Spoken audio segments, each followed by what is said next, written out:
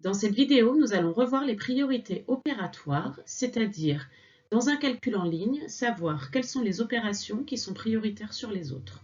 Nous allons d'abord revoir quelques règles, puis nous allons effectuer des exemples.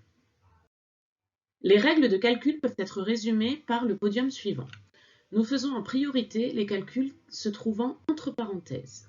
En deuxième position, nous effectuons les multiplications et les divisions de gauche à droite. Et enfin, nous effectuons les additions et les soustractions de gauche à droite. Quelques règles supplémentaires s'ajoutent. Lorsqu'un calcul n'est composé que d'addition et de soustraction, il se fait de gauche à droite. De la même façon, quand un calcul est composé uniquement de multiplication et de division, il se fait de gauche à droite. De plus, la multiplication et l'addition sont commutatives. Cela signifie que lorsque un calcul n'est composé que de multiplication, je peux changer l'ordre des facteurs. Et lorsqu'un calcul n'est composé que d'addition, je peux changer l'ordre des termes.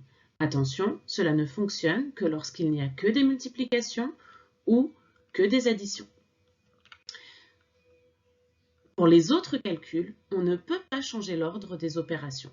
C'est ce que je vais vous montrer sur les exemples qui suivent. Premier exemple, prenons l'expression A égale 3 plus 6 fois 4. D'après le podium, il n'y a pas de calcul entre parenthèses, donc le premier calcul à effectuer est la multiplication. 6 fois 4. Attention, même si 6 fois 4 est le calcul que je réalise en premier, je ne dois pas mettre son résultat au début de mon calcul, car sinon mes résultats vont être modifiés. Ainsi, lors de la rédaction, j'écris A égale 3 plus 24, 24 représentant le produit de 6 par 4. J'effectue enfin l'addition. 3 plus 24 est égal à 27. Voici un deuxième exemple. B est égal à, entre parenthèses, 3 plus 6, fermez la parenthèse, fois 4. D'après le podium des priorités opératoires, le calcul à faire en priorité est celui entre parenthèses, c'est-à-dire 3 plus 6. J'écris le résultat en dessous de la parenthèse. B est égal à 9 plus fois 4. Et donc, le résultat final, B est égal à 36. Troisième exemple. C est égal à 21 moins 10 plus 2. Ici, mon calcul n'est composé que d'addition et de soustraction. Je dois donc les effectuer de gauche à droite. Je commence donc par la soustraction, 21 moins 10, et j'écris le résultat. C est égal à 11 plus 2. Enfin, il me reste l'addition à faire. C est égal à 13. Prenons un autre exemple. D est égal à 21 moins, entre parenthèses, 10 plus 2. Ici, vous pouvez vous rendre compte qu'entre le calcul C et le calcul D, nous utilisons les mêmes nombres, mais nous avons ajouté des parenthèses et vous allez voir que le résultat ne sera donc pas le même. En effet, comme il y a des parenthèses dans l'expression D, le calcul prioritaire est donc l'addition.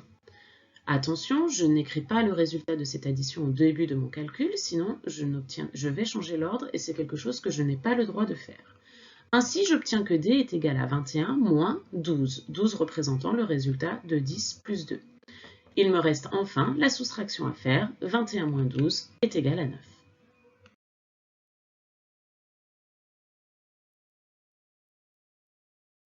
Voici quelques exemples un petit peu plus complexes. E est égal à 14 moins 10 plus 2 fois 3. Dans cette expression, il y a trois opérations, une soustraction, une addition et une multiplication. La priorité revient à la multiplication. Attention, lors de la rédaction de notre calcul, nous recompions tous les calculs que nous ne faisons pas et écrivons le résultat de 2 fois 3 sous la multiplication, ce qui donne E est égal à 14 moins 10 plus 6. Maintenant, notre calcul ne contient que des additions et des soustractions. Ainsi, je fais les calculs de gauche à droite. Je vais donc faire la soustraction, 14 moins 10, qui me donne 4. Et il me reste enfin l'addition à effectuer. 4 plus 6 est égal à 10.